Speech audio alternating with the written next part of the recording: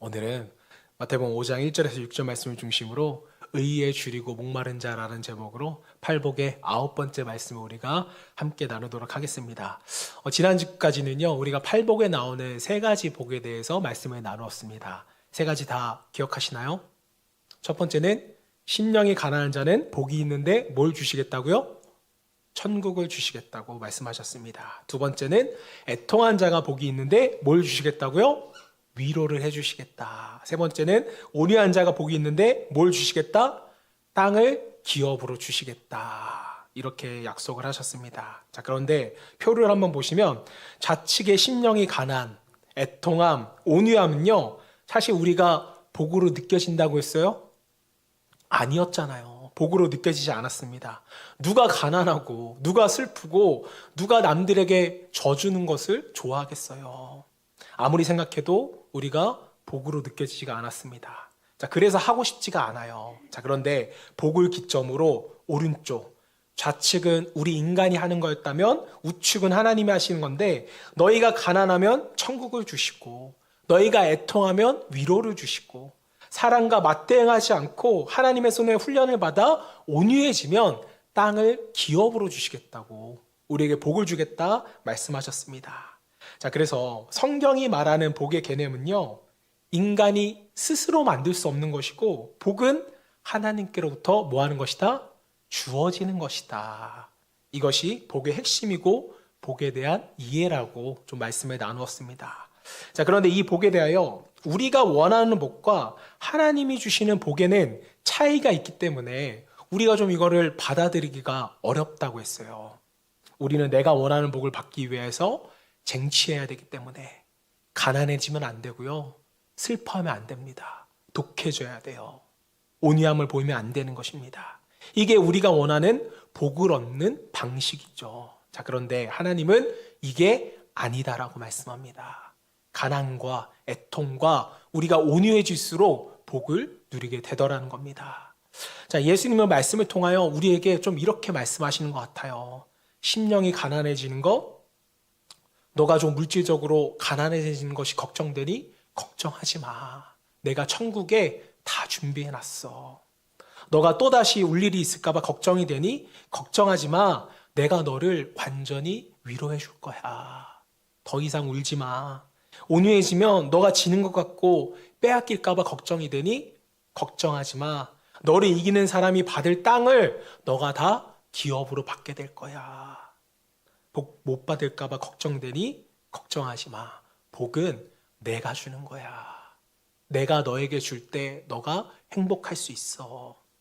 이런 하나님의 음성이 저와 여러분 가운데 들려지기를 소망합니다. 모든 복은 하나님이 원하실 때 그저 주어짐으로써 우리가 뭐 하는 거예요? 받는 거예요. 우리가 만들 수 없는 것입니다. 창세기 12장 2절 말씀, 내가 너로 큰 민족을 이루고 내게 복을 주어 내 이름을 창대하게 하리니 너는 뭐가 될지라? 복이 될지라. 말씀을 보면 아브라함이요, 복을 만들러 간 것이 아니었어요.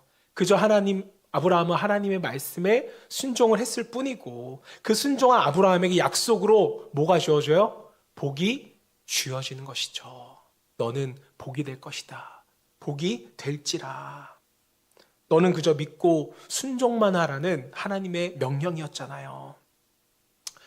제가 신학교를 다닐 때 어느 목사님께서 이런 설교를 하시더라고요. 눈을 감고 지금 가장 가고 싶은 곳을 상상해 보래요. 여러분도 한번 해보시길 바랍니다. 그리고 나서 가장 함께 있고 싶은 사람하고 그곳에 서 있는 상상을 해보래요. 그리고 가장 좋아하는 음식을 옆에 또 놓아보라는 것입니다. 여러분, 상상만 해도 이 얼마나 좋아요. 대부분의 사람들은요, 유럽 저기 어디쯤 상상하고 에메랄드빛 바다에서 사랑하는 사람과 시원한 음료를 마시는 그런 상상 정도를 합니다. 저도 아마 이런 정도의 상상을 했던 것 같아요. 자, 그런데 이 목사님께서 마지막에 이런 질문을 하시더라고요. 가장 좋은 곳에서 여러분이 함께하는 그분이 예수님이십니까? 당시 전도사인 저조차도 제가 상상하는 아름다운 그곳에 사랑하는 사람과 맛있는 음식을 먹는 그런 멋진 풍경은 있었지만 제 옆에 예수님은 안 계셨습니다. 여러분, 이 목사님께서 뭘 말씀하고 싶었던 것일까요? 우리가 생각하는 행복과 하나님이 생각하시는 행복은 좀 다른데, 우리가 추구하는 행복은요, 때론 하나님이 없어도 가능하더라는 거죠. 이게 우리의 문제입니다. 하나님 없이도 우리는 뭘 느끼고 있어요? 행복을 느끼고 있더라는 거죠. 자, 그러나 성경은 하나님 없는 행복은 뭐하다? 불가능하다. 왜 그럴까요? 복은 하나님께서 주시는 것이기 때문입니다. 하나님께로부터 나오는 것이기 때문에 그래요. 자, 우리가 이 팔복을 나누면서 전제로 삼아야 하는 가장 중요한 포인트가 있다면, 내가 팔복을 지키면 내가 복을 얻을 수 있겠지, 내가 복을 만들어낼 수 있겠지, 이게 아니라 복의 근원은 하나님이시구나. 하나님께서 나에게 복을 주시는 분이구나. 하나님은 내가 할 일들을 알려주시면서 이것이 어렵지만 내가 이것을 기꺼이 선택할 때 복을 주시는 분이구나. 이것을 우리가 팔복을 나눌 때 저와 여러분 모두가 깨달아지기를 소망합니다. 이것이 우리가 깨달지 않으면 우리는 계속적으로 세상의 헛된 행복을 우리가 만들어낼 수 있다고 착각을 해요. 그런데 아직도 우리 가운데 목사님, 그래도 나는 돈 많이 버니까 행복하던데요. 내가 열심히 일해서 맛있는 거 먹고 좋은 거 사면 행복하던데 다른 행복이 있는 건가요? 이렇게 생각하시는 분들도 분명히 있을 수 있어요. 그런 분들은 신명기 8장 16절 18절 말씀 우리 함께 읽어보겠습니다. 시작.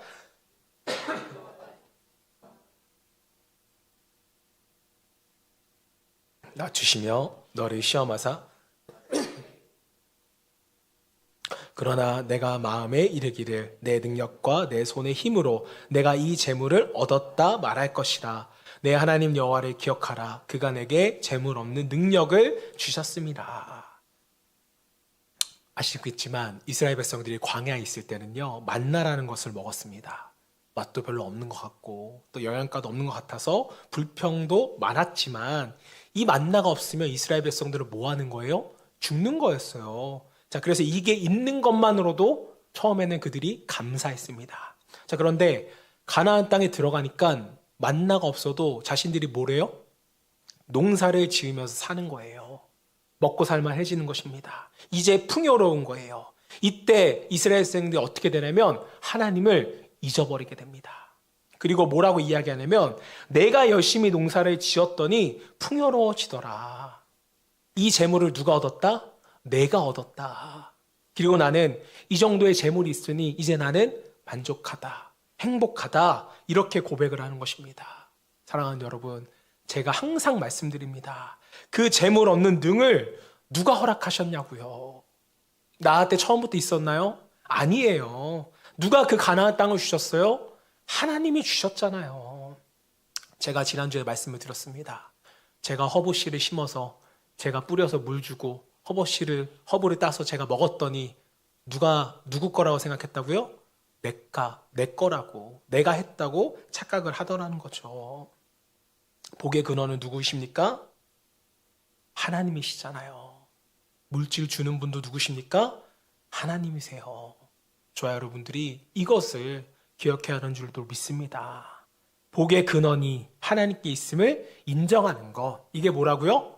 복의 시작이라고요. 오늘이 네 번째 복인데 여러분 똑같습니다. 우리가 복이라고 생각하지 않는 삶을 또 우리에게 지금 성경이 제시해 주는데 그게 뭐예요? 의에 줄이고 목마른 자는 복이 있나니 그들이 배에 부를 것이며.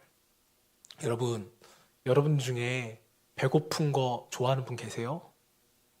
평상시에 괜찮더라도 배고파지면 뭐 하는 분들 많으세요? 예민해지는 분들 많잖아요. 또 목마름 이런 거 좋아하세요? 우리 다 이거 싫어하잖아요. 저는 이제 예전에 운동을 했었으니까 힘들게 운동하고 나서 이제 물을 먹으려면 제가 선배 때는 괜찮은데 후배 때는 선배들 다 기다려야 되잖아요. 주전자 하나 들고 와서 선배들이 막 물을 먹는데, 그러니까 자기 물만 먹으면 되는데 꼭 입을 한번 헹궈요. 그래서 막 뱉습니다. 그러면은 제 차례가 올 때까지 물이 없을까봐 저는 얼마나 전전긍긍을 했는지, 얼마나 애가 타는지 죽을 것 같더라고요. 배고픈 거 여러분 질색하시잖아요. 성경에 이런 말이 있습니다. 심각한 회의를 할 때는 밥을 먹고 해라. 내가복음 2장에 나오는 이야기인데 여러분, 이런 말이 왜 나올까요? 먹을 게 들어가면 사람이 덜 날카로워지기 때문이잖아요. 옆 사람 한번 보세요. 밥 안 주면 화내지 않던가요? 그토록 줄이고 목마른 것을 우리는 왜 못 견디는가? 여러분, 목마른 거, 배고픈 거 다 견디면 사람은 결국 어떻게 돼요? 죽어요. 죽는 겁니다. 배고픔과 목마름은요, 선택의 문제가 아니라 죽고 사느냐의 생존의 문제라는 거죠. 그래서 여기서 의의 줄이라는 이 단어를 한 번 더 생각해 보면 배고픔이 아니라 굶주림을 이야기하는 것입니다. 이게 어떻게 달라요? 배고픈 거는요, 여러분, 아침 먹고 점심 거르면 저녁에 뭐예요? 배고파져요. 이게 배고픈 겁니다. 근데 굶주림이라는 건 뭐예요? 어제도 못 먹었어요. 오늘도 못 먹었어요. 내일도 못 먹을까 봐 걱정하는 게 바로 굶주림이라는 거예요. 정말 일주일 동안 못 먹어서 굶어 죽을 것 같은 그런 굶주림. 이게 여러분 지금 성경에서 말하는 굶주림입니다. 자, 그래서 사람은 목마르면 물을 찾고 배고프면 먹을 것을 찾아요. 왜 그래요? 살기 위해서. 그래서 성경은 이렇게 절박하게 찾아다니는 모습을 갈급함 혹은 갈망함이라고 표현을 합니다. 자, 우리가 하나님을 찾을 때 갈망합니다, 갈급합니다 라고 말한다는 것은 뭐예요? 우리가 절박하다는 거죠. 살기 위해서 주님을 찾는 것입니다. 자, 사랑하는 여러분, 잠시 한번 생각해 보세요. 여러분에게 지금 여기 하나님이 계시잖아요? 그 하나님이 여러분에게 지금 질문하시는 거예요. 목말라서 죽을 것 같아 물을 찾는 것처럼 일주일을 굶어서 음식을 찾아 헤매는 사람처럼 너에게 지금 제일 절박한 건 무엇니? 라고 묻는다면 여러분들은 과연 지금 뭘 찾고 계시나요? 적어도 물이나 밥은 아닐 거라고 저는 생각을 합니다. 적어도 우리 중에 여러분 밥 한 끼 못 먹어서 여기서 배 굶으실 분들은 아무도 없어요. 지금 여러분들 모습 보잖아요. 영양 상태가 굉장히 충만함을 느낄 수 있습니다. 목이 마르면 여러분 솔직히 말해서 지나가다가 은행만 들려도 물 줘요. 그 지나가다가 뚜레쥬르 사장님한테 가서 물 한 잔 달라 그러면 그 좋으신 분들이 다 물 줍니다. 잘하면 빵도 주실 수 있어요. 어려워 보이면. 그런데 우리는 왜 이렇게 늘 목마르고 배고파하는 것일까? 잘 생각해보고 우리의 깊은 내면을 바라보면요, 거기에는 뭐가 있어요? 욕심이란 단어가 분명히 있더라는 거죠. 더 가시고 싶고, 더 누리고 싶고, 더 소유하고 싶은, 남보다 비교해서 더 잘나고 싶은 이런 것으로 혹 우리가 절박함을 느끼고 계시지는 않습니까? 여러분 톨스토이 아시죠? 이제 유명한 작가이면서 기독교인이었는데 이 사람의 작품 중에 이런 책이 있습니다. 동화책으로도 나왔어요. 사람에게는 얼마만큼의 땅이 필요한가? 여기에는 이제 바음이라는 주인공이 나옵니다. 이 사람이 결코 못 사는 사람이 아니었어요. 성실하게 살았기 때문에 어느 정도의 부를 축적한 그런 사람이었습니다. 자, 그런데 어느 날 소문이 들리는 거예요. 적은 돈으로 땅을 살 수가 있다. 넓은 땅을 소유할 수 있다. 소문이 들린 것입니다. 자, 그래서 가보니까 정말 적은 돈으로 땅을 소유할 수 있는 겁니다. 그 방법이 뭐냐면 돈을 주고 해가 뜨는 아침에 출발해서 너가 밟을 수 있는 모든 땅을 밟고 해가 지기 전까지만 돌아오면 그 땅을 다 준다는 거였습니다. 얼마나 좋아요. 그래서 바움도 이 땅을 사려고 돈을 내고 해가 뜨면서부터 출발을 합니다. 처음에는 자기가 원했던, 생각했던 그 땅이 있었겠죠. 그래서 그곳까지 갑니다. 자, 그런데 옆에 땅을 보니까 옆에 땅도 너무 좋은 거예요. 그래서 한 번 더 갑니다. 그 와중에 또 한 번 생각을 하죠. 반드시 해가 지기 전까지 돌아가야 하는데 내가 이거 너무 멀리 온 거 아닌가? 한 번 자각을 합니다. 그래서 돌아가려고 옆에 땅을 또 바라봤더니 옆에 땅도 또 좋은 거예요. 그래서 또 나아가기 시작합니다. 이제는 더 속도를 내서 뛰어다니는 거예요. 마침내 바함은 해가 지려는 찰나 자신이 출발했던 곳을 향하여 죽을 힘을 다하여 뛰어가게 됩니다. 자, 그래서 해가 지기 전에 마침내 숨을 헐떡거리며 겨우 도착을 하고 그 자리에서 죽습니다. 그리고 곡괭이로 2m 정도 되는 땅을 파고 거기에 바움이 묻히고 난 뒤에 이 이야기가 끝나는 거예요. 여러분, 톨스토이가 말하고 싶었던 것은 무엇이었을까요? 우리가 소유할 수 있는 땅이라면요, 죽어서 들어가는 무덤뿐이라는 겁니다. 한 평도 안 되는 무덤이 우리 육신이 마지막으로 소유하게 될 땅이라고요. 제가 이 이야기를 듣고 너무 궁금해서 제가 계산을 해봤습니다. 1시간에 우리가 3km를 걷는다고 하고 4시간만 사각형으로 돌고 와도 여러분 제가 계산해 보니까 90만 7,500평이 되더라고요. 90만 평, 여러분. 우리가 평생 경작하고 가꿔도 다 관리하지 못할 땅인데 이 땅을 소유하기 위해서 바움은요 10시간 이상을 죽도록 뛰어다닌 거예요. 여러분, 이렇게 얻은다 한들 뭐 하시려고요? 사람은 욕심이 이처럼 끝이 없다는 겁니다. 우리의 욕심은 무한대예요. 우리의 갈망과 갈급은 대부분 이 욕심에 기인한 것이 많다는 이야기를 제가 말씀을 드립니다. 그럼 우리들에게 지금 예수님이 뭐라고 말씀하시면요, 전혀 생각하지도 못했던 의라는 단어를 우리에게 꺼내서 설명하시는 거예요. 의에 줄이고 너희가 목말라야 한다. 이게 무슨 말이에요? 물에 목말라 한다는 뜻은요, 물이 없으면 너가 죽으니까 지금 너희가 물을 찾아야 된다는 말이잖아요. 밥에 배고프다는 뜻은요, 밥이 없어서 너가 배고프면 죽으니까 밥을 찾으라는 것입니다. 자, 그럼 의에 목마르고 의에 줄이려 한다는 뜻은 뭐겠어요? 너가 의가 없으면 죽으니까 이 의를 갈급하고 너가 이 의를 찾아야 한다. 예수님은 지금 우리에게 이 말씀을 하고 계시는 겁니다. 여러분, 의라는 단어, 신앙생활을 하면서 굉장히 많이 들어보셨을 단어예요. 오늘 우리가 불렀던 찬양 가사에도 나오죠. 의에 줄이고 목이 마르니 성령의 기름 부으소서. 자, 그런데 우리는요, 이 의라는 것에 대해서 뚜렷하게 알지 못할 뿐더러 이것이 없으면 죽는다고 생각해 본 적 있으세요? 내가 의를 갈급해야겠다라고 생각해 본 적이 있으세요? 없어요. 이게 우리가 오늘 주님의 말씀에 놀라는 이유입니다. 우리는 의가 없어서 죽는다고 생각해 본 적이 없습니다. 그리고 의에 줄여서 의를 추구하는 삶이 되어야 복을 누린다고도 생각하지 못했어요. 다시 말해, 의라는 것이 얼마나 중요한지를 모르고 우리가 지금 쓰고 있었다는 겁니다. 오늘 이 시간에 우리가 의에 대하여 이게 왜 이렇게 목숨처럼 중요한 것인지, 왜 우리가 의를 찾아야 하는지, 왜 이것이 없으면 목말라 배고파 죽을 수밖에 없는지, 이것을 좀 우리가 함께 나누기를 원하는데요.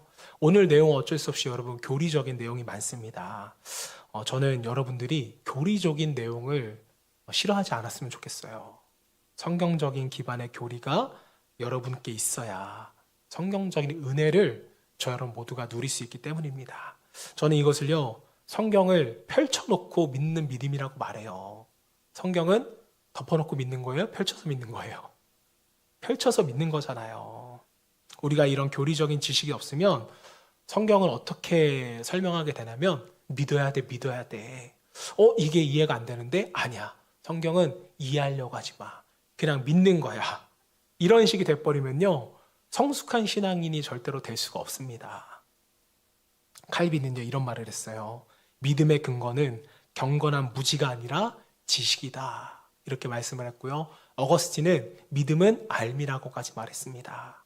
우리의 믿음은 성경을 잘 알아야 성장한다는 거죠. 우리 옆 사람하고 한번 인사해 보셨으면 좋겠습니다.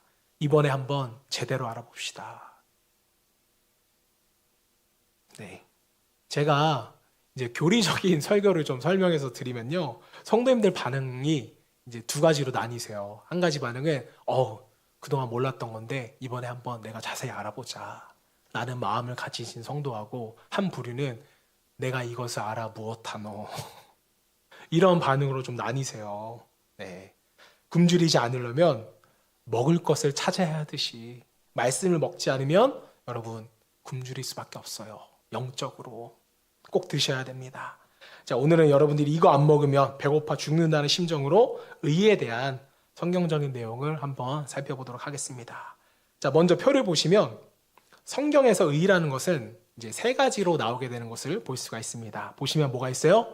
칭의, 공의, 정의라는 것이 있는데, 이제 사실 성경을 보면 그냥 의라고 나와 있기 때문에 이 세 가지 중에 무엇인지 우리가 알아보기는, 구별하기는 쉽지가 않아요. 자, 그래서 원어를 봐야만 이것이 보여집니다. 자, 그래서 오늘은 이걸 다 나누지는 못합니다. 시간상 우리가 첫 번째인 칭의가 중요하거든요. 이걸 좀 중점적으로 나누고 다음 주에 공의와 정의에 대해서 좀 함께 나누기를 원하는데요.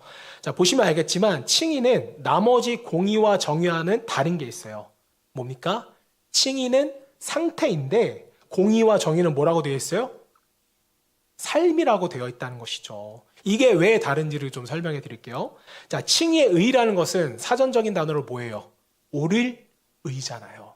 옳다, 바르다라는 것입니다. 다시 말하면 옳게 산다, 바르게 산다라는 의미도 포함이 되겠죠. 자, 그런데 성경에서는 이런 단순한 뜻이 아니라 이 의미가 좀 더 확장이 되는 거예요. 그냥 옳게 산다, 바르게 산다는 개념이 아니라 관계적인 용어라고 보시면 됩니다. 다시 말하면 내가 하나님 앞에서 의롭다라고 하려면 내가 하나님 앞에서 뭔가 선한 행동을 해야 의로워지는 것이 아니라 하나님과 내가 바른 관계에 놓여 있는 상태, 이게 바로 의로운 상태라는 거예요. 이걸 보고 의롭다라고 말하는 것입니다. 내가 하나님과 어떤 관계를 맺고 있는가, 이 끈이 얼마나 강한가, 얼마나 깊숙하게 연결되어져 있는가, 이 관계의 강도를 이야기하는 것입니다. 지금 저와 여러분이 하나님과 연결된 이 관계의 끈이 얼마나 끈끈한지, 센지를 한번 보자는 거예요. 자, 여러분, 그렇다면 제가 여러분에게 한번 질문을 해볼게요. 여러분, 의로우세요? 여러분, 의인이신가요? 이 질문을 받을 때 우리는 항상 퀘스천이라는 거죠. 답은 분명히 있거든요. 자, 그런데 지금 이 질문에 대답을 망설이거나 헷갈리는 분들은 이 의를 제대로 이해하지 못하는 것입니다. 자, 그럼 여러분이 의롭지 않다고 칠게요. 우리가 교회 오기 몇 시간 전만 해도 의롭지 못한 죄를 많이 지었잖아요. 남편과 아내를 미워한다든지, 남 흉보고, 또 미워하는 것만 죄가 아니죠. 사랑하지 못한 것도 죄라고 성경은 우리에게 말합니다. 다시 말하면 우리의 삶을 뒤돌아보면 단지 몇 시간 전만 우리를 봐도 우리는 의롭지 못해요. 자, 그럼 여러분, 우리는 어떻게 의로워질 수 있는 걸까요? 바리새인들은 율법을 다 지키면 의로워질 수 있다고 말했습니다. 좀 더 쉽게 말하면 여러분, 죄 안 짓고 여러분 살아갈 수 있으세요? 정말 하루를 피나는 노력을 해서 우리가 오늘 아무런 죄도 짓지 않았습니다. 그럼 몇 점이에요? 100점이잖아요. 자, 그런데 내일 눈을 떠봤더니 눈을 뜨자마자 죄를 지었어요. 그럼 50점이 됩니다. 내일 또 죄를 안 지어서 70점으로 올라가는 거예요. 자, 그러면 일평생 우리가 100점짜리를 유지할 수 있는 의로운 사람이 될 수 있는 방법이 있을까요? 이게 과연 가능한 것일까요? 성경은 이게 안 된다라고 우리에게 말하는 거예요. 우리의 힘으로는 우리가 의로워질 수 없다. 이게 성경의 결론인 것입니다. 자, 그럼 문제가 뭐예요? 우리가 죄를 가지고 살아간다는 것은 거룩한 하나님과 관계 맺을 수 없다라는 이야기가 돼버리잖아요. 하나님은 완전하시고 의로우신 분이시기 때문에 의롭지 못한 우리와는 하나님과 관계 맺을 수 없다라는 결론이 나오게 됩니다. 자, 그럼 하나님은 우리에게 영생 주시기를 원하시고 우리를 천국 백성 삼으시기를 원하시는데 우리가 본질상 하나님의 백성, 하나님의 자녀가 될 수가 없다라는 거죠. 자, 그럼 문제는 어떻게 하는 말이에요? 이 죄의 문제를 해결하고 의로워질 수가 없는데 이것에 대해서 예수님도 성경 말씀을 통해서 우리에게 가르쳐 주신 적이 있는데요. 탕자 이야기를 보면 우리가 좀 답이 나옵니다. 누가복음 15장의 이야기에 나오는 일인데, 자, 탕자라는 사람은 아주 부유한 집의 몇째 아들이었어요? 둘째 아들이었어요. 이 아들이 아버지의 유산을 미리 땡겨서 나오게 됩니다. 그런데 며칠도 안 돼서 많은 유산을 다 탕진하게 되고 얼마나 이 사람이 비참하게 되냐면 유대인들은 돼지를 부정하게 여겼어요. 그래서 돼지고기도 안 먹고 돼지 근처에도 가지 않았는데 유대인이었던 탕자가 돼지 우리에서 일을 하게 됩니다. 잘 것도 없어서 돼지 우리에 자요. 못 먹으니까 돼지 사료를 먹으려고 하는데 그것도 못 먹게 해서 굶어 죽을 정도의 비참함까지 탕자가 처해지게 됩니다. 자, 이때 탕자가 누굴 떠올려요? 부자인 아버지를 떠올리는 거예요. 우리 아빠는 부유한데 풍요로운데 내가 거기 좀 돌아가야겠다. 자, 그런데 여러분, 여기서 탕자가 돌아올 때 어떤 마음으로 돌아갔냐가 중요합니다. 자기가 죄를 지었잖아요. 분명히 아버지한테 못할 짓 했잖아요. 양심상 아들이라고 말하고는 자기가 못 돌아가는 겁니다. 자, 그래서 무슨 마음으로 아버지 집에 돌아가려고 하면, 그래, 아버지 집에 가서 나를 종으로만 여겨달라고 부탁을 하자. 밥만 주고 좀 제어만 달라고 부탁을 하자. 이 마음으로 아버지 댁으로 돌아갑니다. 지금 탕자는 아들의 신분으로 가는 게 아니에요. 왜요? 죄를 지었기 때문에. 자, 그런데 아버지의 집에 도달하기도 전에 저 멀리서 아버지가 먼저 탕자를 보고 달려와서 금에 손에 금가락지 끼워주고 비단 옷을 입혀주고 소를 잡고 잔치를 벌이고 내 아들이 돌아와서 너무 기쁘다. 나는 잔치를 열겠다. 이렇게 말씀하고 있는 겁니다. 여러분, 아들은 어떤 마음으로 왔다고요? 아버지 저를 종이 하나로 여겨주세요. 아버지는 무슨 말이냐? 내 아들이 죽었다 다시 돌아왔는데 너는 내 아들이다. 이렇게 말해주는 것입니다. 자, 사랑하는 성도 여러분, 여기서 질문을 드릴게요. 아들이 의로워서 아들이 된 건가요? 아버지가 인정해줘서 아들이 된 거죠. 아버지가 그렇지 못한 죄 많은 아들을 인정하고 받아준 것이었습니다. 죄가 없어서 인정해 준 거예요? 아니잖아요. 호랑방탕했다니까요. 아버지 버리고 도망 나갔다니까요. 그런데도 아버지는 아들을 껴안아 주신 거예요. 이게 뭡니까? 바로 칭의라는 겁니다. 의롭다 여겨주시는 아버지의 은혜. 의로운 게 아니에요. 의롭다 여겨주시는 겁니다. 자, 그렇기 때문에 칭의는 내가 어떤 행동을 통하여서 얻어내는 것이 아니라 하나님께로부터 주어지는 상태를 의미하는 거죠. 그럼 제가 예수를 믿는다는 여러분들에게 다시 질문합니다. 여러분, 의인이십니까? 라고 제가 묻는다면 여러분들은 어제 죄를 지었던, 오늘 죄를 지었던 당당하게 이제 말씀하시면 되는 거예요. 저는 여전히 죄를 지을지도 모르겠지만 하나님께서 나를 의롭다고 칭해 주시는 칭함받은 의인입니다. 이렇게 이제 대답하면 되는 것입니다. 이게 칭이라는 거죠. 여러분, 둘째 아들 탕자가 그렇게 죄를 짓고 찾아와서 금가락지 비단 옷을 다 입혀줬는데 아버지, 저한테 이러시면 안 돼요. 저는 종이에요. 하면서 막 금가락지 빼고 비단 옷 다 던져버리고 저는 저기 다락방에 가서 저는 종처럼 자겠습니다. 이렇게 말했다면 아버지가 과연 기뻐할까요? 그래, 너 자신은 아는구나. 가서 다락방에서 자라. 이렇게 말씀하시겠어요? 아니잖아요. 우리가 자녀가 잘 되라고 잘못한 뒤에 매를 듭니다. 한번 따끔하게 때렸더니 이 자녀가 그 다음부터는 부모를 보면 벌벌 떠는 거예요. 막 손만 들었더니 경기를 일으키는 겁니다. 아버지 이러지 마세요. 이렇게 한다면 여러분 과연 그 모습을 보고 기쁠 것 같으세요? 역시 내 매가 효과가 있었군. 이렇게 생각하실 건가요? 아니잖아요. 하나님이 지금 그거 요구하시는 건가요? 이게 우리의 착각이라는 거죠. 로마서 4장 2절 3절 말씀 읽어보겠습니다. 시작. 만일 아브라함이 행위로서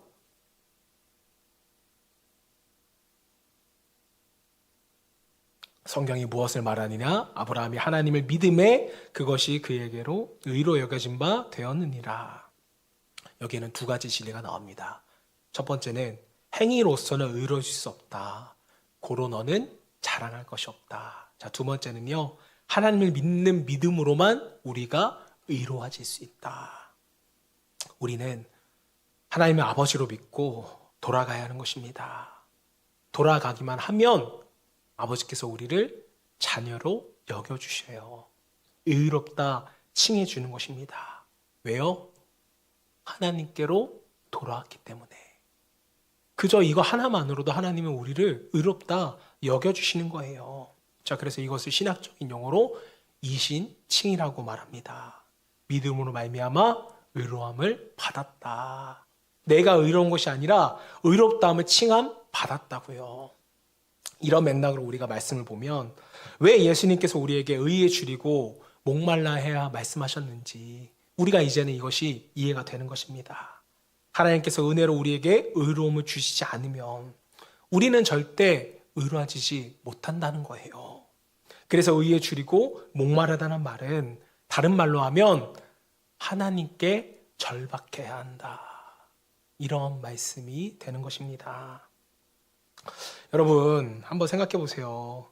내가 죽을 병에 걸려서 한 달밖에 못 산다고 하는데 저기 아프리카의 어느 한 사람이 이 병을 고칠 수 있는 알약을 가지고 있대요. 여러분, 아프리카 가서 그 약 하나 달라고 말해 보실래요? 아니면 그냥 죽으실래요? 가야죠, 당연히. 살려달라고 부탁해 봐야죠. 아직 여러분 세상에 나가면요, 교회를 못 나가시는 분들 중에 나는 거룩하지 못해서, 나는 술 마셔서, 담배 펴서, 도박해서, 죄가 많아서 거룩한 교회에 나가지 못하겠다는 분들이 계세요. 자, 그럼 반대로 여기 계신 분들은 우리가 거룩해서 여기 있는 걸까요?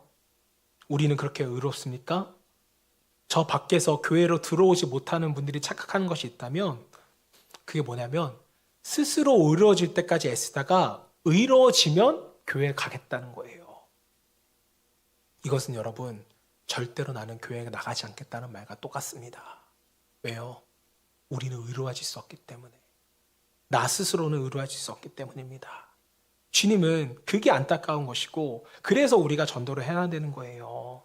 주께로 나아가야 의로워지는 것이지 교회는 의로워져야 오는 곳이 아닙니다. 우리는 스스로를 의로로 변화시킬 수 없기 때문에 우리는 우리를 의롭게 하시는 그분 예수님께 목말라 하고 갈급해 해야 하는 것입니다. 갈라디아 2장 16절 말씀, 사람이 의롭게 되는 것은 율법의 행위로 말미암이 아니요 오직 예수 그리스도를 믿음으로 말미암은 줄 알므로 우리도 그리스도 예수를 믿나니 이는 우리가 율법의 행위로서가 아니고 그리스도를 믿는 믿음으로써 의롭다함을 얻으려 함이라. 율법의 행위로서는 의롭다함을 얻을 육체가 없느니라. 저는 이 말씀이 굉장한 위로가 돼요. 우리는 우리 스스로의 행위로는 의롭게 될 수 없기 때문에 그저 믿음으로 주님께 나아갈 뿐입니다. 여기 예수 믿고 이미 의롭다함을 받으신 분들도 계시죠. 이런 분들일수록 더 확고하게 진리 위에 서실 수 있기를 바랍니다. 안다고 그냥 지나가는 것이 아니라 이미 나는 구원받았어 라고 안주하는 것이 아니라 여러분과 제가 날마다 의에 굶주리셔야 돼요. 날마다 의에 목말라셔야 됩니다. 사단은 우리에게 여러분 끊임없이 공격하잖아요. 너까지 꽤 의롭다고? 너 사는 거 봐. 이런데도 네가 믿음으로 의로워졌어? 우리에게 진리를 왜곡시키면서 공격한다는 거예요. 자, 그런데 이 말을 거절 못하고 받아들이면 맞아. 나는 죄인이었지. 난 이제 더 이상 교회 못 나가. 이러면서 제2의 탕자가 돼버리는 것입니다. 우리 인간의 눈으로 볼 때는 되게 양심 있고 되게 자기 성찰적으로 보이지만 하나님이 이걸 기뻐하지 않으신다고요. 사탄의 게임에 넘어간 것입니다. 이렇게 말하면 아마 이런 생각이 드시는 분들도 있을 거예요. 그럼 그냥 이렇게 죄 지으면서 살아가면 됩니까? 라고 생각하는 분들이 계실지도 몰라요. 그래서 우리가 다음 주에는 정의와 공의에 대한 그 삶에 대한 이야기를 나누려고 합니다. 자, 사랑하는 여러분, 칭의에 분명히 서시기를 소망합니다. 이것에 우리가 죽고 사는 일이 달려있다는 거예요. 오늘 이 칭의로 의롭다함을 받은 사람들이 어떤 자세로 살아야 하는지 제가 딱 한 가지만 나누고 말씀을 나누도록 하겠습니다. 제가 드리는 권면은요, 여러분, 절대로 여러분의 신앙이 율법주의자가 되지 말라는 것입니다. 그리고 여기에 하나 더 추가할게요. 선택적인 율법주의자가 되시면 안 돼요. 사도 바울이 로마서와 갈라디아서를 통해서 이렇게 칭의를 외치는 이유가 뭐냐면 율법주의자들에 대한 경고로서 말씀을 전한 것이었습니다. 너희가 율법을 완벽하게 지켜서 의를 이룰 수 있을 것 같아? 그게 안 된다는 거예요. 율법주의자들의 문제가 뭐냐면 타겟은 항상 다른 사람에 있습니다. 내가 율법을 지켜서 구원을 받든 못 받든 그건 누구 문제예요? 내 문제잖아요. 자, 그런데 문제는 본인이 율법을 열심히 지킨다는 것으로 옆 사람을 죽이는 것입니다. 비판하고 판단하고 정죄하는 거예요. 이런 사람들은 다 잘 지키는 것도 아닙니다. 이 시대는 선택적인 율법주의로 옆 사람을 죽이려 한다는 것을 제가 굉장히 많이 느껴요. 예를 들어서 나는 새벽 기도를 잘하는 사람입니다. 그럼 이분은 새벽 기도 나오시면서 안 나오시는 분들을 체크하는 거예요. 오늘 어느 장로님 안 나왔네. 어느 부목사님 안 나왔네. 어느 권사님 지각했네. 자기는 잘 지키니까. 자기가 잘 지키는 것으로 선택적으로 남을 판단합니다. 또 어떤 분들은 자기는 헌금을 잘하는 사람이에요. 저희 교진은 아시겠지만 주보에 헌금하신 분들 이름을 안 넣습니다. 그리고 헌금 바구니도 안 돌려요. 여러분의 수치심을 건든다거나 억지로 헌금을 드리게 하면 아무런 유익이 없다는 걸 알기 때문에 저는 하지 않아요. 그런데 헌금의 선택적 율법을 적용하시는 분들은 매주 주보를 확인하시면서 확인하는 거예요. 어느 장로님 헌금 이번 주 안 하셨네. 이렇게 비판하고 정죄한다는 것이죠. 우리 교회는 왜 헌금 봉투, 매주 찍는 헌금 봉투 없습니까? 라고 말씀하시는 분도 있는데 그것도 안 하는 이유가 있어요. 왜냐하면 교회에 아무도 없을 때 그 봉투 일일이 확인하시는 분들이 있습니다. 농담이 아니에요. 저 여러 번 봤어요. 그래서 꺼내서 다 확인하시는 분들이 있습니다. 그래서 안 하는 거예요. 봉사도 마찬가지예요.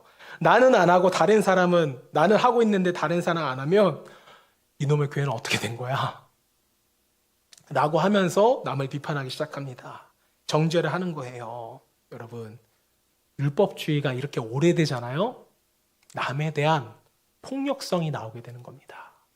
비판하고 정죄하고 나는 옳고 너는 그르고 이게 오래되면 자기가 잘난 맛에 자기를 우상화하기 시작합니다.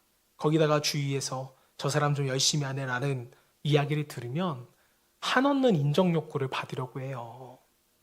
자기를 알아주면 좋은 사람이고 믿음 좋은 나를 못 알아주면 저 사람은 수준 낮은 사람으로 바라봅니다. 자신의 율법주의가 계속적으로 강화되는 거예요. 율법주의가 강화되면 뭐가 약해질까요?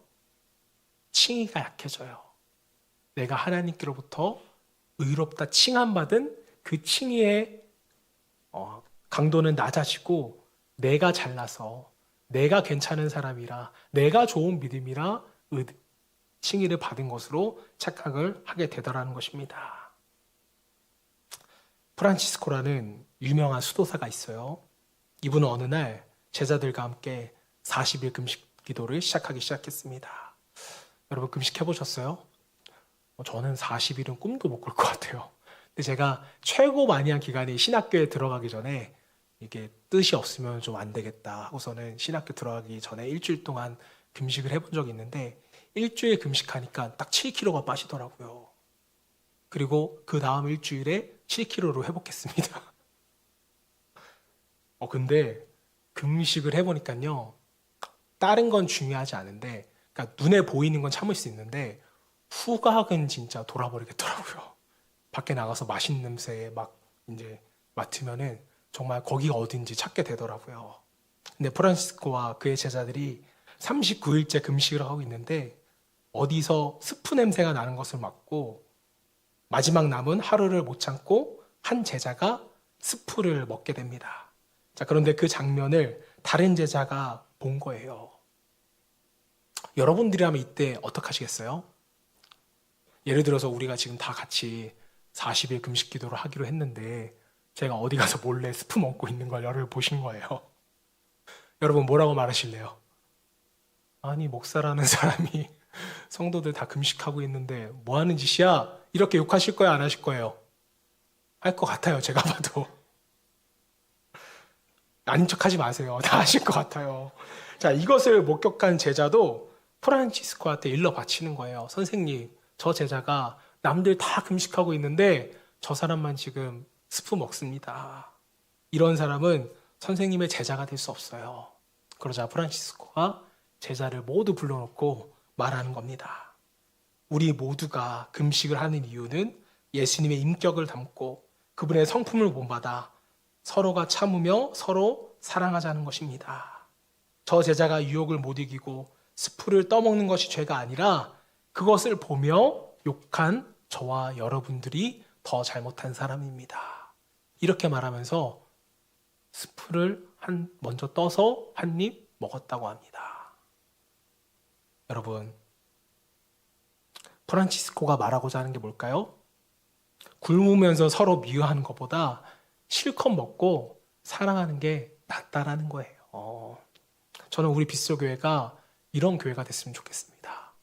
이제 개척한 지 2년밖에 안 되기 때문에 부족한 것이 굉장히 많을 거예요. 자, 그런데 그걸 보면서 서로 정죄하고 욕하는 것이 아니라 성과물이 없어도 결과가 안 좋아도 우리가 사랑하는 것이 더 낫다는 거예요. 뭐 하는 것보다요? 서로 비판하고 정죄하는 것보다. 여러분, 혹시라도 나중에 우리 아이들이 뒤에서 떠든다고 막 운다고 뭐라고 하지 마세요. 언제부터 여러분 교회가 아이들 따로 어른 따로 예배를 드렸나요?